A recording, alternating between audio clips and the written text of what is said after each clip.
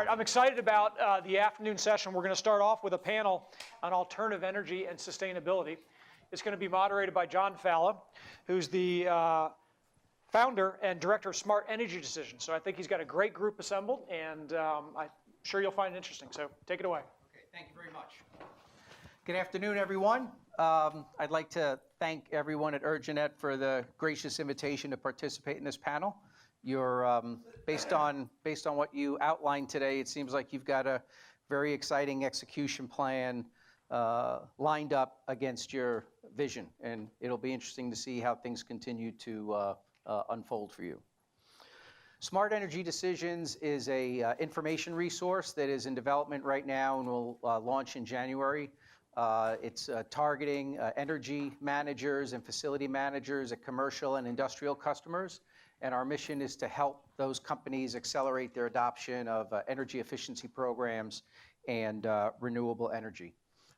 Very excited about the panel that we have lined up here today. There was a lot of discussion this morning around technologies and how to get them implemented in your organizations. And we've got 3 senior executives from tech company leaders in respective sectors of sustainability. To my immediate right is Jeff Leaders, who's the founder of Soneter. They're one of the exhibitors here. In the center is Asim Hussain, who's the VP of Marketing and Customer Engagement at Bloom Energy. And then finally, we have Jamie Porges, who's the Chief Operating Officer of Radiance Solar. I'd like to start by having each of the panelists give a brief introduction of themselves and their companies. Sure, John, thank you. My name is Jeff Leaders. I'm the founder of Soneter. We make non-invasive water sensors for the commercial real estate sector in addition to the single-family housing sector. What's interesting about our product, it's a non-invasive sensor that doesn't require a plumber to install it. So the ease of installation was specifically designed to help people address the need of retrofitting older commercial structures or retrofitting industrial buildings or office buildings and things of that nature and keep that cost low so the return on the ROI is quick. Asim Hussain with Bloom Energy. We're a distributed generation energy provider. Our technology is based on fuel cell systems. Our founders designed a system for the Mars mission, which was canceled in the year 2000, and the company was founded because they adapted that technology for here on Earth. And essentially said we can make really, really efficient electricity without combustion. So our systems are made up of fuel cells that are literally, this is that exact size, and you have natural gas come in on the top and air at the bottom, and it produces electricity at a higher efficiency than any other technology on Earth. So our systems are about the size of, let's say, like a couple of parking spots or half a shipping container, and they're deployed at various sites in different configurations. Our customers include Apple, Walmart, Home Depot, and a number of customers who are here. Whether you eat Eggo waffles from Kellogg, their plant in California is powered by Bloom, Cox, which is local here, and others, and Coke as well. So very excited to be here and talk about sustainability because our goal is to provide on-site electricity that's very reliable but also very sustainable. We produce electricity at such a high efficiency that compared to the grid portfolio in the US, it's about 50% less in terms of CO2 emissions.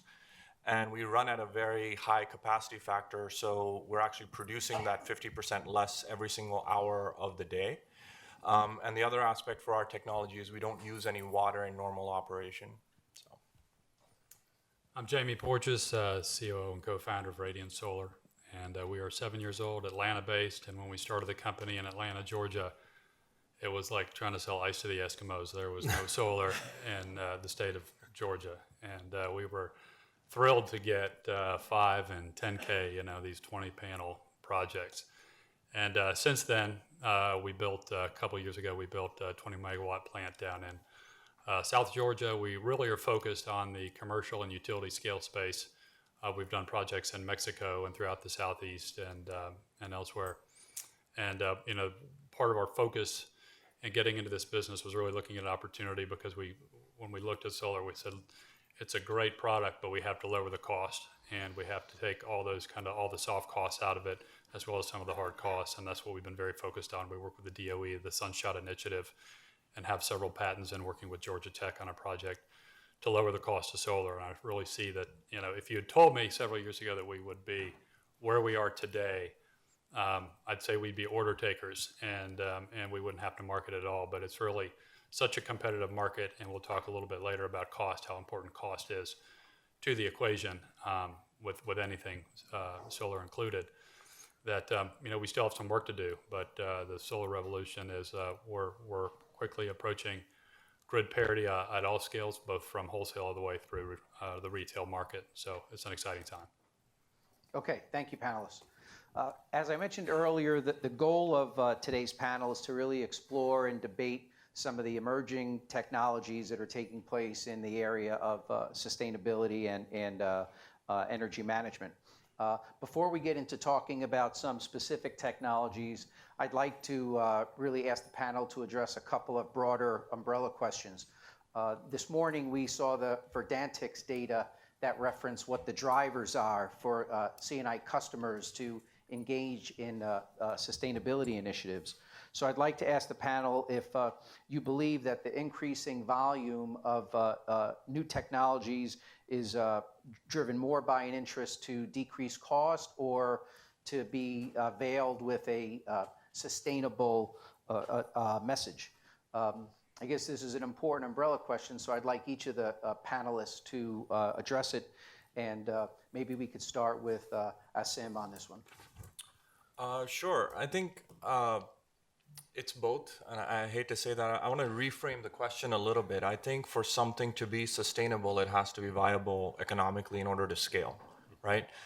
And if we want large-scale change in a sector, yes, there's some great technologies available, but no customer, it's not like the consumer market when you work with C&I customers. No customer has ever come to us, unfortunately, and said, hey, I want to pay a big premium for being sustainable. Everybody works through some manner of a total cost of ownership view of what a project will look like for them, regardless of the technology. I think that's pretty common. And yes, sustainability is a big factor as part of their decision-making process, and it may even impact what the return threshold they may be looking for.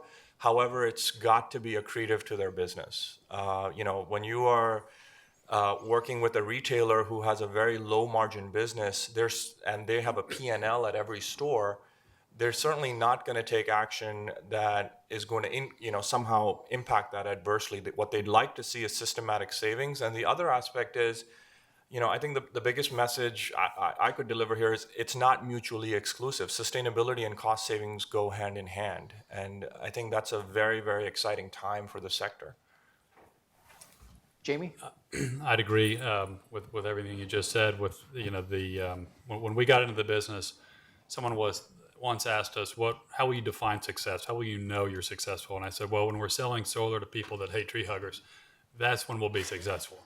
And I was serious, because you have to sell this product. It has to be self-sustaining, and we're getting to the point where it is about cost, and then sustainability. And while they're linked together, we have a lot of clients that get a lot of marketing mileage, which helps drive revenue from the sustainability issue, which is great, but that's not going to sustain the business. So the best way is to keep driving the cost down, and that's the only way we're going to grow our business. Jeff? I couldn't agree more, and it's got to make economic sense. These guys have hit the nail on the head. I don't know that I can add much more other than this. With some of the customers that we have in the multifamily sector, something that's driving them is institutional investors that are now using sustainability and how green are your buildings as part of that check the box, and we will finance this deal or we will invest in this deal. So where I had hoped it was coming from is now where it's starting to come from, and that's coming from the people with the money that are investing in new development deals, at least on the real estate side, that they want to see these coming out of the ground to be the greenest properties they can be, because they know sustainability is going to continue to grow. And where you put your stake in the ground today will make a difference of how much that property sells for in the world's eyes of how sustainable that property is going forward. Okay, so I think based on the comments this morning and the comments of this panel, it's pretty clear that the green in green is what's really driving action and what you need to communicate to your organizations in order to effectively get programs sold in. I guess towards that end, maybe it makes sense to talk about the role that energy data can help there. What role do each of you see that energy data plays in deploying these programs? And I guess more importantly, what role does energy data play in helping sell the business case for both renewable energy and for energy efficiency programs? And why don't we start with Jamie on this one? Data is critical. There's something that's referred to as the Prius Effect, and the Prius Effect is the fact that a Prius gets good gas mileage because it's a hybrid, but it gets a really good gas mileage because there's that data screen right there all the time. And my brother-in-law is a scientist. He's a neuroscientist, and he drives like brain surgery is happening in the back seat because he's trying to maximize based on that little data chart all the time. And in our business, people really want to know what the ROI investment is. And if you're a data center for a FedEx or a UPS, you're using most of your data is being crunched at night when all those packages are flying around the globe. Solar is probably not the best without storage for that usage because they're using the most power at night. We like a 7-day-a-week when the sun's shining customer and understand where their peaks are and help them understand how they're using energy. And I think that's a big part of this conference is most of these companies don't understand how they're using energy. So we're educating them as much about energy usage and how they use energy as much as how much solar can help them. Sure. So from our standpoint, the primary tool that we utilize with customers is a total cost of ownership model. And in order to establish the baseline assumptions for that, you have to understand the utility data that underlies their costs today. So you have to get 12 months of bills, and most importantly, you have to get interval data, right? If you're going to do distributed generation projects, you need to know down to 15 minutes what that looks like so that you don't end up inadvertently violating some tariff by overproducing or underproducing, et cetera. So data is critically important in that process. My responsibilities at Bloom include product marketing, where I have to guide the sales team as to where to go sell, and when they go sell, what assumptions to use. And that data is absolutely critical on utility tariffs, what the average cost of electricity is in the market, what the regulations are from a policy standpoint, aggregating that and figuring out, well, this state and this specific utility territory in this peninsula is a fantastic area. This is where we should do lead generation and hunt. And then work with our customers to see where their sites are and get their bills back and go through that process. And you would think that's a really simple thing in order to get people's bills, and I guess this is the right audience where people actually understand that pain. So it can take several months in a sales cycle in order to do that with a customer. So data is critically important, and standardizing the data would be even greater, which I think is a fantastic mission that Urjanet has, because from the perspective of our perspective, we serve portfolio customers who have 50, 60 sites across multiple states and multiple utilities. Figuring out and doing a business model for each one of those is a big undertaking. If you can normalize the data set to begin with, that's a huge advantage. From our perspective in the world that we're in with water, there's not a lot of data that's real time.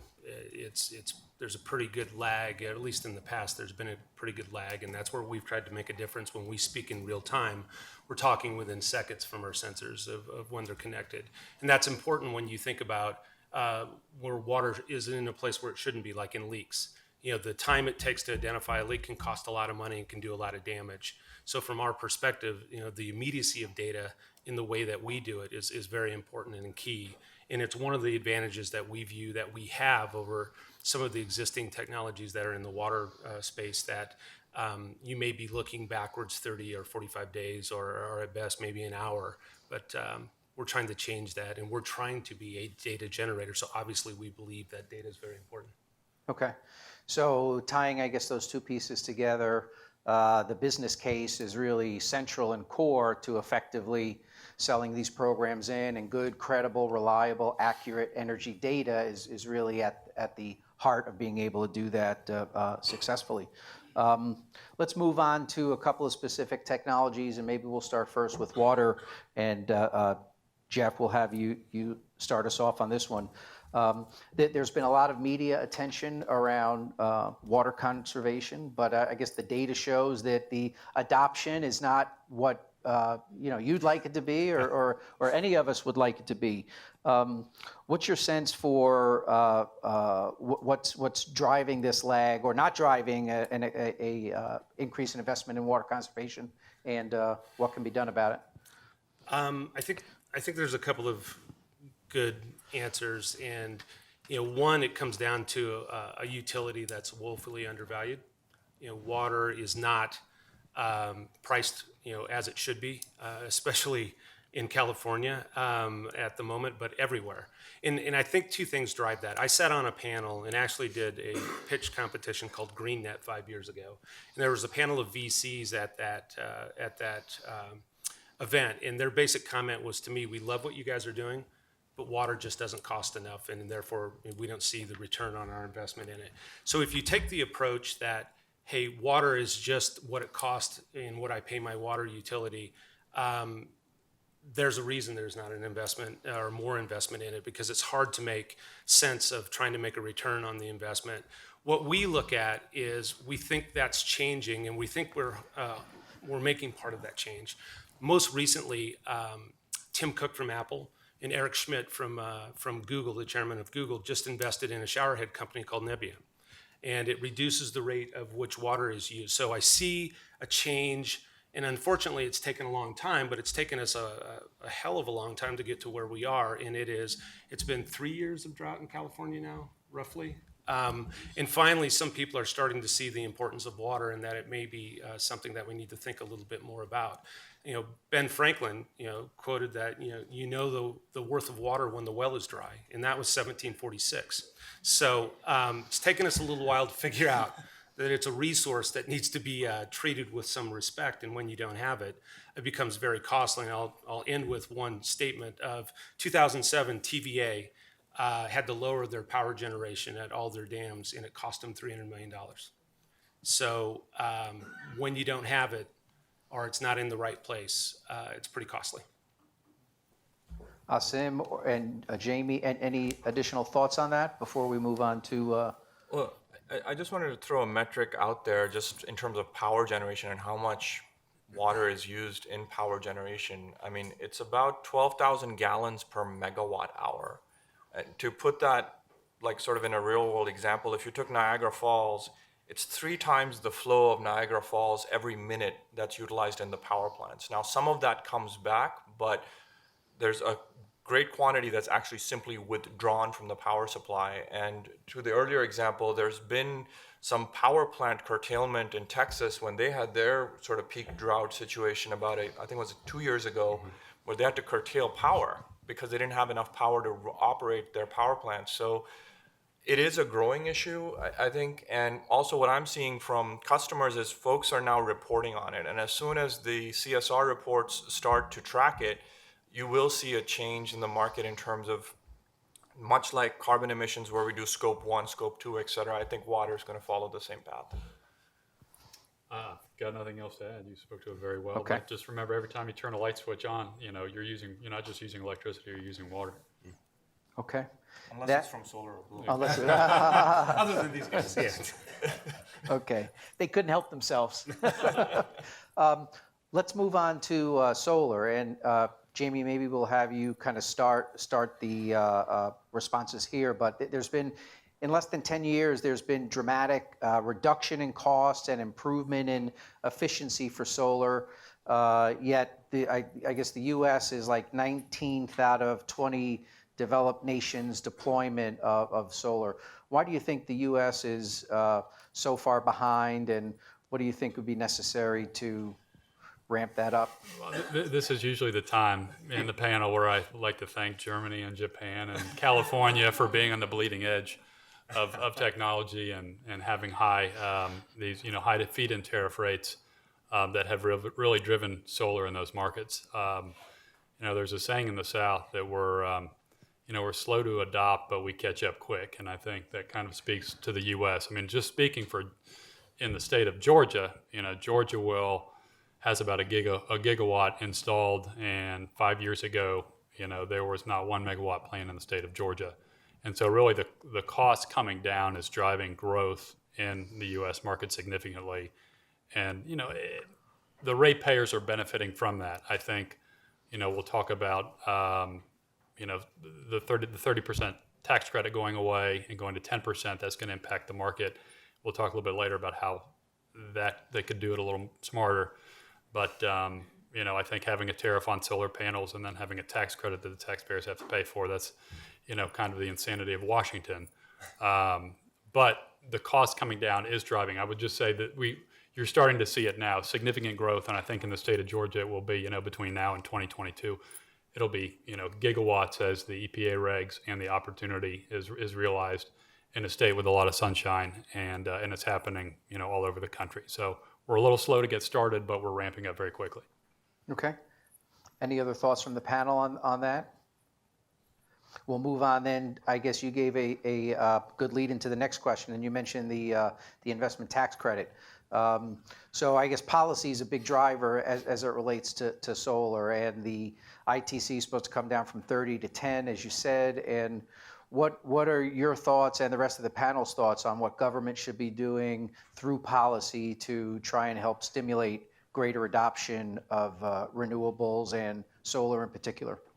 Well, from a solar standpoint, I think, the ITC, which was a long-term program. The good news was it was a long-term program when enacted, and oddly enough, in the previous administration. And having that 10-year run has been very valuable to the industry. But then you always have this cliff. We call solar the solar coaster, because on state to state, you have these incentives that go up and the incentives go away, and they come back. So there will be a huge loss of jobs in North Carolina next year because the North Carolina tax credit expired. And I think with any of these, with a tax credit like the 30% tax credit, be great if they could step it down maybe 5% a year and take it all the way to zero. Because if you stepped it down to 25% in 2017 and took it all the way down to zero, the solar market, we would be there. We would not need a tax credit at that point. And it could even maybe go a little bit faster than that. Yeah, fuel cells also receive ITC, and from our perspective, our technology is probably a few years lagging behind where solar is now in terms of a mature sector with, and also costs coming down, et cetera. So I think the best market signal would be for that ITC to be simply renewed with a more gradual decline. I think that certainly is the best policy we could have. Having a sort of steep drop off is never good. Wind has gone through multiple cycles of booms and busts because of that. So, hoping against hope a little bit that they get that right as they go through that process. I think these guys have covered it. All right, excellent. Yeah, I would say from a policy standpoint, what I've heard, and I think makes a lot of sense, is that I guess the Clean Power program, should it go through, is supposed to kick in 2020, where all the states have to have their plan for developing minimum standards. And I guess the idea of kind of a gradual reduction that kind of gets us to that point is really going to be useful. So if you'd advocate for that when you go back home, I think the entire industry would appreciate it. Moving on from solar to fuel cells, we've yet to really see the type of dramatic growth and maturation in developing economies from fuel cells that I think we think is possible. And they're still viewed as an important source of electrical power, but they're really not getting the adoption that we'd like. What do you think, Asim, is necessary for that to be accelerated? Sure. So I think if you're looking at a national scale, some of the points you made are correct. It's not a high visibility product, and it's a technology that's gone through some cycles in the past. It's always around the corner every 5 years. The good news from our part is that we are experiencing dramatic growth, and we're experiencing it in a segment of the market that really are great adopters of the technology. and are deploying it from the cost, sustainability, and reliability perspective. And I think what's changing for us now is it's reached a scale where we're going to be approaching about 200 megawatts by the end of the year in terms of deployment. And just to give you a sense, that's about the equivalent of a gigawatt of solar, and that's Bloom alone. The sector itself is not very mature. We're one of the few companies that are very active. There are others, but those are more combined heat and power type systems, whereas ours is an all-electric system. So it's maturing fast, and you're seeing adoption being driven by three factors. One is cost effectiveness. When you have a superior efficiency utilizing natural gas, you're always going to beat the wholesale generation cost of the utility. And C&I customers understand that, and the other aspect that they look at is they have no optionality on the T&D charges that they pay. So they're locked into that. So it's not just a question of cost savings, it's also a question of control on a portfolio or a portion of their energy spend. The other aspect is reliability. So with fuel cells, what's different about us is we're not an intermittent resource. We have a very redundant infrastructure that essentially doesn't have a single point of failure and is being utilized now to run data centers. So for example, we power the PayPal data center in Utah with about 10 megawatts of Bloom Energy servers, where it's Bloom and the grid, and there's no diesel generators, there's no UPS, there's no batteries, which is a completely different framework for a data center. And we do the same thing for a number of grocery stores, for example, Walmart's in Connecticut, Stop and Shop, manufacturing, et cetera. So the challenge we have right now is that you have increasing cost structures on rates, and thus far they're relatively stable because of low natural gas prices. But as natural gas prices stabilize on the forward curve and then start to creep back up, you're going to see big rate increases in the US. At the same time, you have underinvestment in the T&D infrastructure, so you're seeing reliability go down. So what we're experiencing with all our commercial customers is we're effectively able to compete against the retail rate in portions of the country right now. And then as our technology progresses, both in terms of efficiency and power density, we're going to be able to serve more and more areas of the country as well as international markets. So we're in 10 states right now in the US. We're in Japan. We're going to be in another country very soon. But we expect to open up more and more portions of the US as we go.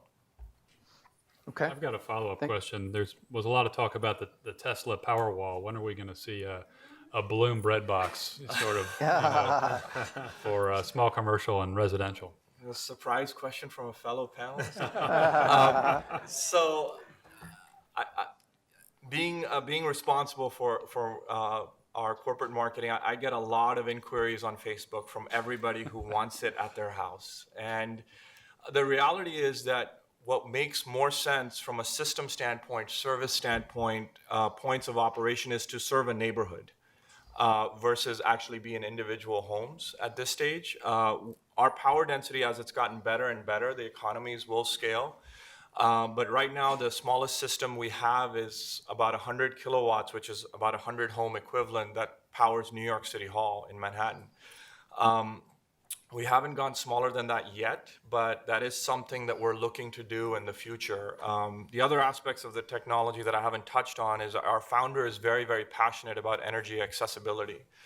And how can you make energy accessible to a village, for example? Well, what you can do is, and we're going to talk about biomass later, but you can use waste to generate methane and then convert that methane in remote areas to electricity and essentially electrify areas of the world that aren't electrified. So longer term, those are certainly things we're looking at, but right now it's primarily scale with commercial customers and some utility customers right now in terms of the maturation of the company and technology first.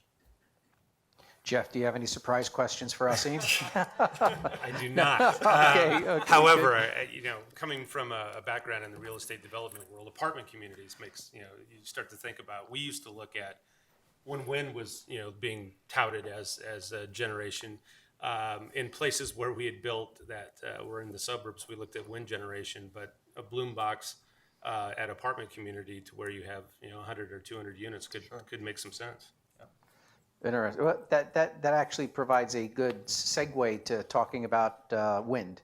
And I guess wind, from a price standpoint, vis-a-vis traditional sources of electricity, it's more expensive. Asim, you mentioned that with fuel cells, you don't have that intermittency issue where you do have that with wind. So in spite of those challenges, wind continues to grow in adoption. What are your respective thoughts as to why wind continues to grow in spite of those challenges? And anyone can tackle that. Why don't I start? I don't know a tremendous amount about it, but we did look at some wind systems when we were developing. Back then, it was around the credits that were being given Right. as part of that, and I think some of that is momentum to where you've had some big companies like GEs and others that have been in that space. The intermittent problem that you talk about, to where obviously you can generate at certain times a day and not at others, was something that was a challenge that we couldn't figure out a way around, and therefore had never really seriously looked at it. So that's the extent of which my history has been, or my knowledge about wind, and that's been 8 years ago when we were looking at stuff that was really when it was just starting out. Okay. Any other thoughts? None? Okay. Let's go back to solar for a moment. The data, and I guess there was a Newsweek article that shows that specified that the drop in pricing on solar, the increase in efficiency, yet it's less than 1% of U.S. energy generation. Jamie, do you have any additional thoughts on the role that utility data can play in help accelerating the adoption of solar? Well, generally in the U.S., we have low energy rates relative to the rest of the world, other than California. I mean, in the Southeast, we have very low rates, and I think that's really hindered the adoption of solar, and that's where the data is even more critical, because within that mix of customers that a utility has, or even within a mix of utilities, as we're targeting utilities, they pay different rates for their mix of energy. So we've got utility customers that have, very high peak rates in the contracts they're locked into, and they would like to lower that. So I think data is really critical to the growth of solar in such a competitive energy market. Okay. Thank you. I guess I just got the 2-minute warning, so we'll do maybe one more technology area and then open it up for questions. Let's talk a little bit about biofuels, wood, grass, alcohol. They've got a rich and storied history, and they're commanding more media buzz in the market, but the demand is really not where it should be, either here or in Europe. Asim, do you view biomass as a viable source of alternative energy, and what are the opportunities or challenges related to that form? Sure, absolutely. So we utilize a lot of biogas produced from landfills, and in some cases some dairy. The challenge is that it's not in the right place. So what ends up happening is, much like you transact a wind transaction on centralized wind, and then essentially you're paying for those electrons, but those may or may not be the specific electrons that you're getting. The same way you can contract for biogas. So just as an example, Apple's iCloud data center here in North Carolina, which is the closest site to here, runs on 10 megawatts of Bloom Energy servers, and those utilize biogas that they have a deal with a North Carolina local area producer for biogas for that methane. So the challenge is that it's a very fragmented sector with a lot of chicken and egg going on. It's a little bit more mature in Europe, because what ends up happening is you can't finance that biogas project unless you have customers with contracts. And customers with contracts say, well, it's too expensive and there's too few of these guys to do it. So it takes a lot of work, but it is maturing now. We're beginning to see some biogas projects come online in California, as well as other places. And we have numerous customers like Walmart, like AT&T, and others who are utilizing whatever biogas they are able to find. They're able to utilize it, wheel it essentially to the Bloom Energy servers. IKEA is a great example. I want to come back to cost on this too, because biogas, the principal challenge is that it costs a lot more. So what's happened is biogas was at a slight premium from natural gas prices, but natural gas prices have come down dramatically. So there's a bigger spread and premium you have to pay. So there, if a customer really wants a sustainability benefit, typically they'll say, well, you know what, for a fully renewable project, we'll work with you and maybe take a slightly longer payback on that. So IKEA, we're working with them on multiple stores. They're utilizing biogas, but they had different financial metrics for that measurement. So Interesting. Thank you. So we've hit kind of the top of the waves on a number of key technologies. I'd like to open it up for maybe one or two questions from the audience. We've got one here, please. I have a question for Jamie. You mentioned 20 megawatt plant in Georgia, solar plant in South Georgia. How much resident or commercial facilities are you able to sustain with that? With a 20 megawatt, it's a 20 megawatt DC plant. It's about 17.6 megawatt AC. And with that, you're talking about a couple thousand homes, somewhere in that range. Okay. So that's been successfully? Yeah, and all that power, it's owned by a developer. All the power is sold to Georgia Power that puts it right into the grid, and it's goes right to transmission and is used in the general vicinity. It's not on distribution, but it's used in the general vicinity. Okay. All right. Thank you. Time for one more in the back here.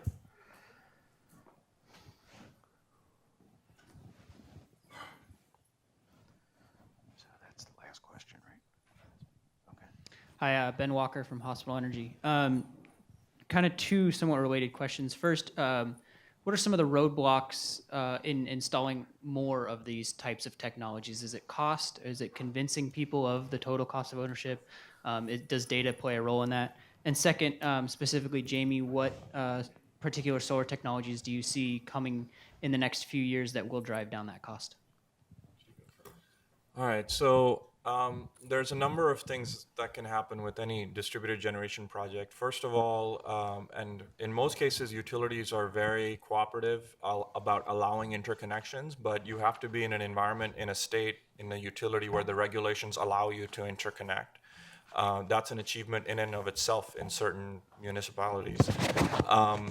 The second aspects, which are just more broadly about adoption, is the cost, right? So you have to look at the total cost of ownership, but one of the biggest factors folks will look at is, well, what is the rate behavior going to be in the future versus now? So if I'm paying, let's say 14 cents as a commercial customer in California, what do I expect to happen with those rates moving forward? And that's a very careful analysis that has to be done and then validated typically by a third party, folks like the Schneiders, or previously in that role, they certainly look at those rate projections for their C&I customers. Folks look at their advisors for that guidance.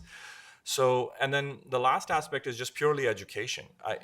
There is not a competency in energy procurement in every organization. Some of the large organizations have developed that competency and it's gaining traction, but a lot of organizations we work with, they're like, well, who's going to sign this?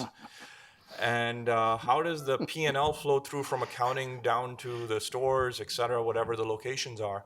So just figuring it out in terms of the navigation organizationally sometimes is a challenge as well. But I think that's getting better and better. And I think there's much more sustainability professionals employed now in a lot of our customers, as well as professional energy procurement folks. I mean, it's no accident some of the early customers that we had, because they actually had ex-utility folks who are their energy procurement experts.